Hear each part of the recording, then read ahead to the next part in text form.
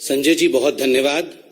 यहाँ मौजूद सभी पत्रकार वृंदों को बहुत बहुत अभिनंदन और बहुत धन्यवाद।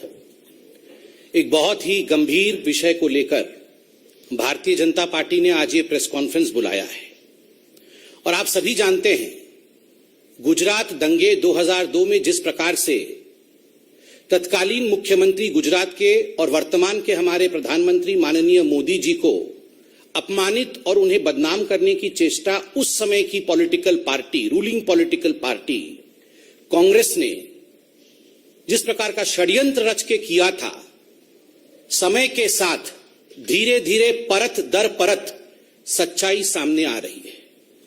आप सबको अवगत है कि चंद हफ्तों पहले सुप्रीम कोर्ट में जब यह केस कंक्लूड किया था तो सुप्रीम कोर्ट ने कुछ सख्त टिप्पणी की थी। केवल टू रिफ्रेश द मेमोरी, आपके याददाश्त को ताजा करने के लिए वो 2 लाइन सुप्रीम कोर्ट से मैं पढ़ना चाहता हूं, क्योंकि आज जो प्रेस कॉन्फ्रेंस है इसी संदर्भ में है। सुप्रीम कोर्ट ने कहा था क्लीन चिट देते हुए नरेंद्र मोदी जी को कि the proceedings have been pursued for the last 16 years to keep the pot boiling obviously for ulterior design. All those involved in such abuse of process need to be in the dock and proceeded with in accordance with the law. कुछ ऐसे लोग थे जो जानबूझ के अपने ulterior design, अपने षड्यंत्र के कारण, अपने मकसद के कारण पॉट बॉइलिंग अर्थात इस पूरे विषय को जीवित रखने का काम कर रहे थे और अतथ्य प्रस्तुत कर रहे थे। अब समय आ गया है, ये सुप्रीम कोर्ट ने कहा था कि इन लोगों के ऊपर भी कानून का सिकंजा कसे और इन लोगों को भी जुडिशियल ट्रायल फेस करना पड़े। यह सुप्रीम कोर्ट की सख्त टिप्पणी थी और मीडिया ने रिपोर्ट किया था। इसके पश्चात कुछ लोगों की गिरफ्तारी हुई। Teesta Setalvad, B Sreekumar, IPS officer Sanjiv Bhatt, कुछ लोग गिरफ्तार हुए। उनके ऊपर एक एसआईटी बैठाया गया था।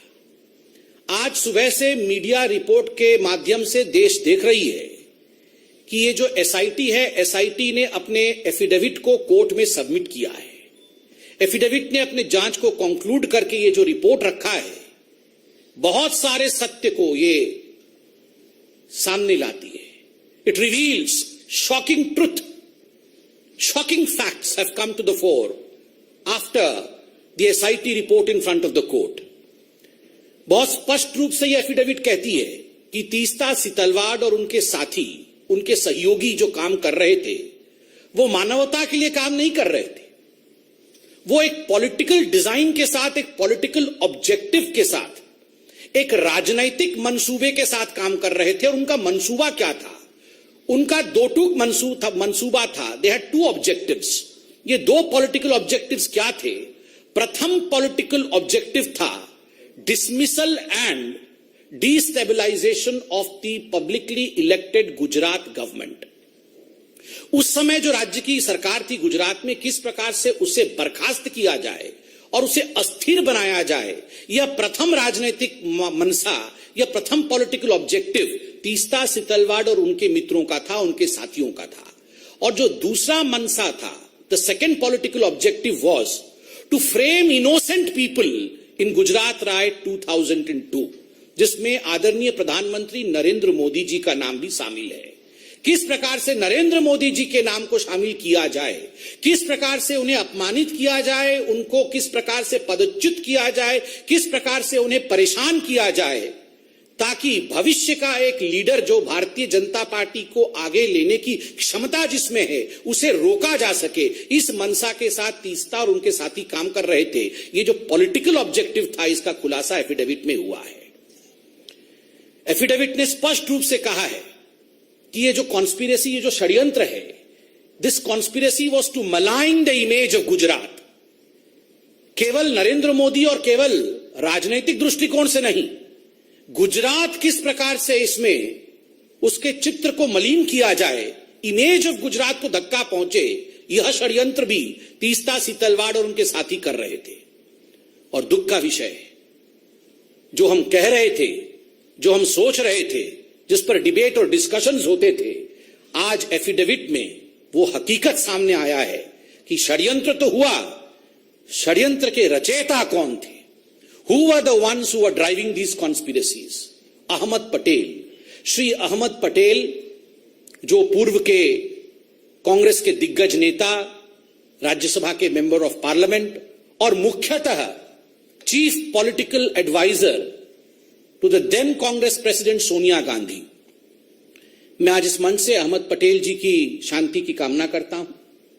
वो आज हमारे बीच में नहीं है और भारतीय जनता पार्टी संवेदनशीलता में विश्वास रखती है।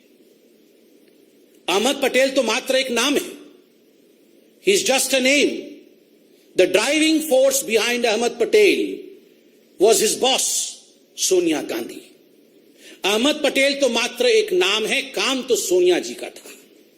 नाम अहमद पटेल, काम सोनिया जी, इसलिए अपने मुख्य राजनीतिक सचेतक, अपने मुख्य पॉलिटिकल एडवाइजर अहमद पटेल के माध्यम से सोनिया जी ने गुजरात के छवि को धूमिल करने की चेष्टा की।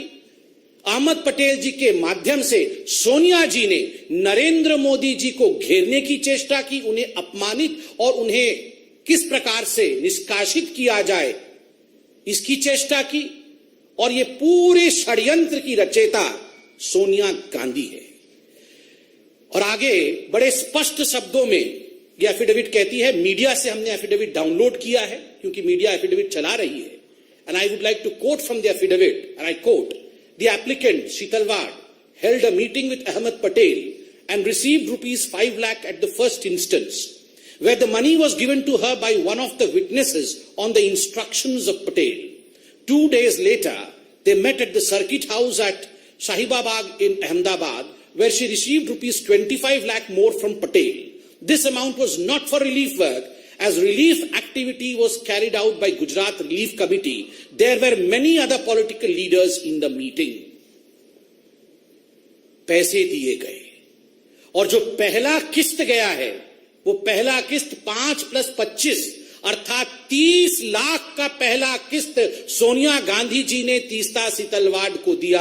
अहमद पटेल जी हमारे बीच में नहीं है, अहमद पटेल जी ने तो केवल डिलीवर किया, दिया सोनिया जी ने अपनी तिजोरी से, डिलीवरी की अहमद पटेल जी ने और लिया तीस्ता सीतलवाड़ ने। और याद रखिए, ये 30 लाख उस जमाने में केवल पहला किस्त था। This was just the first installment. इसके आगे न जाने कितने करोड़ों रुपए सोनिया गांधी जी ने नरेंद्र मोदी जी को अपमानित और बदनाम करने के लिए, झूठे षड्यंत्र में फंसाने के लिए, बीजेपी को नीचे गिराने के लिए, बीजेपी कैसे आगे ना बढ़े इस चेष्टा में, और केवल बीजेपी और मोदी को पीछे रख करके राहुल गांधी को प्रमोट करने के लिए तीस्ता सीतलवाड़ का इस्तेमाल इस पैसे से सोनिया गांधी जी ने किया।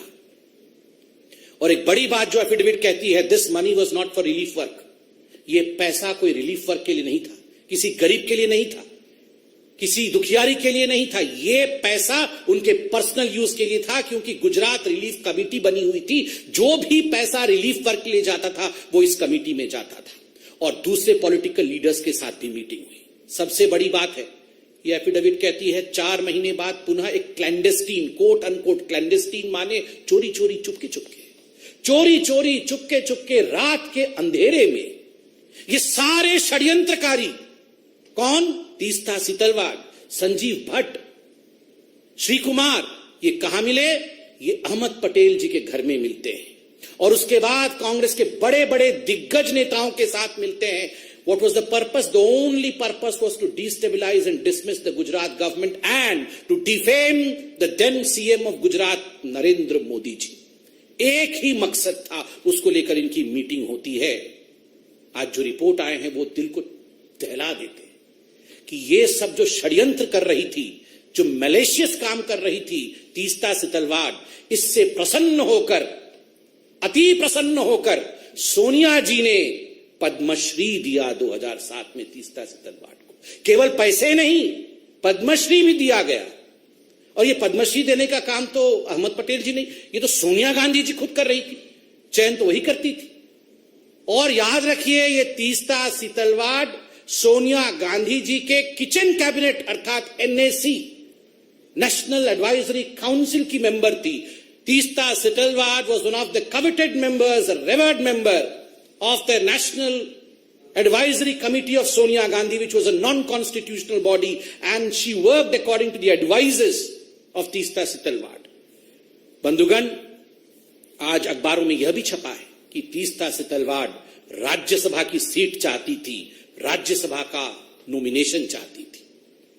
ये तो हम सरकार में आ गए, वरना आज तीस्ता सितलवाड हो सकता है गृह मंत्री होती, हो सकता है आज एक बहुत बड़े पद पे होती। किस प्रकार से ये सरकार पहले चल रही थी, और अंत में ये एफिडेविट कहती है miss appropriation of funds for personal use. Personal use के लिए मिस अप्रोप्रिएट किया फंड, और ये जो फंड मिस अप्रोप्रिएट किया इसका एक एफआईआर हुआ था, फिरोज खान पठान ने किया था गुलबर्ग सोसाइटी के। गुलबर्ग सोसाइटी के खुद फिरोज खान पठान ने किया था कि पैसा तो हमारे नाम पे इकट्ठा किया, म्यूजियम बनाएंगे ऐसा कहा, किंतु ये सारे पैसे आपने खर्च किए अपने ऊपर। और मैं आज एक मोटा सा दस्तावेज लेके आया हूं। ये जो दस्तावेज है ये बीजेपी का दस्तावेज नहीं, ये हाई कोर्ट ऑफ गुजरात का जजमेंट है। आप सोचिए जरा, सुनिए जरा, मैं पढ़ता हूं। द डाटा रिसीव्ड, मैं आपको एक एक करके पढ़ के सुनाता हूं कोर्ट के ऑब्जर्वेशन क्या था। Money which was meant for the poor and the needy have been misappropriate by the applicants for their own materialistic pleasure and comfort. Huge amount has been used for the purchase of items like wine, shoes, holiday resorts, air tickets etcetera. Wine और shoes, holiday resorts, ये है तीस्ता सितलवाड की हकीकत। Wine and shoes, resorts, गरीबों के पैसे के ऊपर इस प्रकार का जुल्म। और सुनिए कोर्ट क्या कहती है। The statement of the 13 witnesses recorded till date clearly indicate that not a single rupee is received by them means जिन्होंने केस किया है, by them towards financial aid or rehabilitation or construction of museum. Investigation has revealed that it is only after the publication of interviews, photographs, articles relating to the Gujarat riots, and more particularly after the massive campaign in 2008 onwards for collecting funds for establishment of the Museum of Resistance for the Gulbarg Society, that the funds started flowing into the two NGOs in crores, 44% of which in Sabrang Trust and 35% to the CJP have been transferred into personal accounts. Crores were transferred into personal accounts, ये court कहती है। Having gone through the material on record, I have noticed, I means the judge, I have noticed something very shocking and at the same time extremely sad. मैं बहुत दुखी हूं, जज कह रहे हैं। There are serious allegations against the applicants of misuse and misappropriation of huge amount received by them through various donors. The money which should have gone to the poor and the needy appears to have been prima facie misused for their personal pleasure and comfort. Personal pleasure और comfort के लिए ये पैसा इस्तेमाल किया गया। बंधुगण, हमारी ये सरकार, मैं आज बीजेपी को भी धन्यवाद देता हूं। मैं तो एक बीजेपी का साधारण, हम दोनों जो बैठे हैं साधारण कार्यकर्ता हैं, मगर इस विराट पार्टी को आज हम भी धन्यवाद देते हैं। Not through vengeance, but through patience we work. कभी भी बदले के भाव के साथ नहीं, धैर्य के साथ ये पार्टी काम करती है। और आज जो उक्ति हजारों करोड़ों साल से कहा जाता है, भगवान के घर में देर है मगर अंधेर नहीं, ये सारे एफिडेविट, ये सारे जजमेंट आज ये प्रूव करता है कि अगर धैर्य रख के काम किया जाए, बदले के भाव से काम नहीं किया जाए, तो ऊपर वाला भी, the supreme consciousness yields, he listens, और सच्चाई सामने आती है। Truth has the uncanny habit of revealing itself. It may be late, but ultimately truth reveals itself, and the truth is the driving force behind the conspiracy was Sonia Gandhi. सच्चाई है कि जो driving force है किस प्रकार नरेंद्र मोदी जी को अपमानित किया जाए, बदनाम किया जाए, बीजेपी को छल कपट करके समाप्त किया जाए, गुजरात में सरकार को वहां डिसमिस किया जाए, उसको किस प्रकार से अस्थिर किया जाए, गुजरात दंगे को लेकर राजनीति की जाए, इसके पीछे केवल और केवल एक व्यक्ति थी और वह है Sonia Gandhi, the president of the Congress party. Today we are wanting answers from none other than Sonia Gandhi. No Jairam Ramesh would suffice in answering this. Jairam Ramesh ji को एक कागज रिलीज कर देंगे और इनके कागजों की हकीकत तो हम 3 दिन से देख रहे हैं. ये हामिद अंसारी जी के 3-3 लाइन के कागज रिलीज करते हैं और हर दिन शाम को आप मीडिया वाले जो चतुर्थ स्तंभ हैं वो आप इनके कागज की धज्जियां उड़ा देते हैं, हकीकत सामने ले आते हैं, फोटो दिखा देते हैं, हकीकत दिखा देते हैं. तो आज भी केवल कागज से काम नहीं चलेगा जयराम रमेश जी.